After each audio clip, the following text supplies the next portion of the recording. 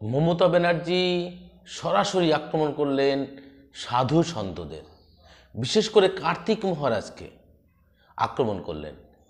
এর ফলে কার লাভ কার ক্ষতি, এর ফলে কার লাভ কার ক্ষতি, এই ইস্যুকে মমতা ব্যানার্জির সাধু বিতর্ককে কেন্দ্র করে বিজেপি সম্পূর্ণভাবে মাঠে নেমে পড়েছে। বিজেপি সম্পূর্ণভাবে মাঠে নেমে পড়েছে এবং এর যে ফল, সেই ফল ঘরে তোলার আশা করছে। অর্থাৎ পশ্চিমবঙ্গের রামকৃষ্ণ মিশন, ইসকন, ভারত সেবাশ্রম সংঘ জাঁকিয়ে বসেছে সমস্ত জায়গায় এবং তারা সমস্ত হিন্দু সম্প্রদায়ের মধ্যে এমনভাবে প্রবেশ করেছে যে তারা সম্পূর্ণভাবে এই ভোটকে পুরো কনভার্ট করে বিজেপির দিকে নিতে সক্ষম হয়েছেন প্রায়। এবং সেই জায়গায় দাঁড়িয়ে মমতা ব্যানার্জি যখন আক্রমণ করলেন, সেই সময়ে বিজেপি এই ইস্যুকে একদম হাতে গরম ইস্যু ভেবে মাঠে নেমে পড়লেন। দেখুন কি বলেছেন মমতা ব্যানার্জি, শুনেন। কিন্তু যে লোকটা বলে আমি তৃণমূল কংগ্রেসকে এজেন্ট বসতে দেবো না, সে লোকটাকে আমি সাধু বলে মনে করি না। তার কারণ তিনি ডাইরেক্ট পলিটিক্স করে। মমতা ব্যানার্জি কার্তিক মহারাজকে যে আক্রমণ করলেন, এই আক্রমণের ফলে সমগ্র সাধু সন্তদেরকে আক্রমণ করেছে তা কিন্তু করেননি, কিন্তু সমস্ত সাধু সন্তরা পুরো এক হাত নিয়ে নিয়েছেন মমতা ব্যানার্জিকে।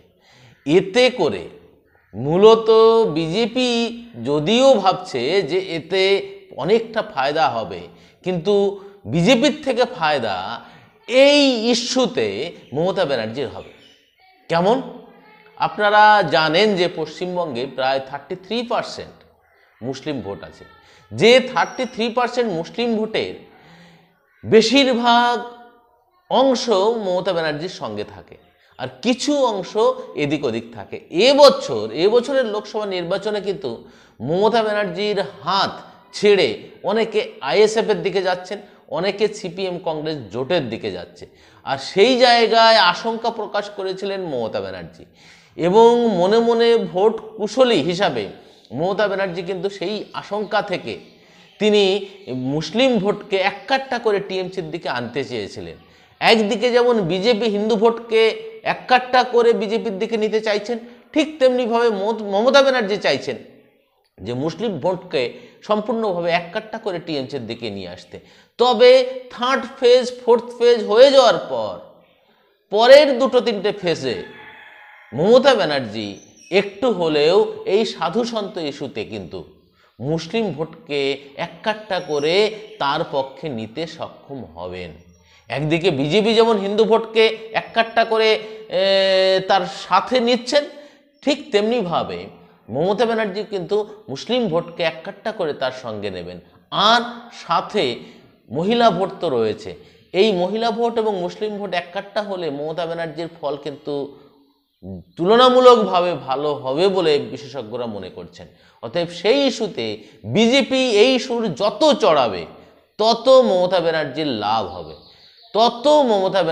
লাভ হবে, এটাই বিশেষজ্ঞদের মতামত। এবং মমতা ব্যানার্জি সম্ভবত সেই জন্যই আবার এই কার্তিক মহারাজ ইস্যুকে আবার পুনরায় তুলে ধরেছেন, যাতে করে বিজেপি এই ইস্যুকে যত টগবগিয়ে ফুটাবে তত মমতা ব্যানার্জির লাভ। অতএব ভোটের অঙ্কে এই জায়গাটা ধরেই কিন্তু মমতা ব্যানার্জি অত্যন্ত কৌশলে এই জায়গাটা করলেন, কার্তিক মহারাজকে আক্রমণ করলেন। তিনি তেমনভাবে কিন্তু সাধু সন্তদের আক্রমণ করেননি, কিন্তু যতটুকু করেছেন সেই ইস্যুকে কেন্দ্র করেই এই ভোটের ময়দানে রাজনীতির খেলা কিন্তু এইভাবেই চলছে। সাথে থাকবেন। ধন্যবাদ। বিএমবি নিউজ।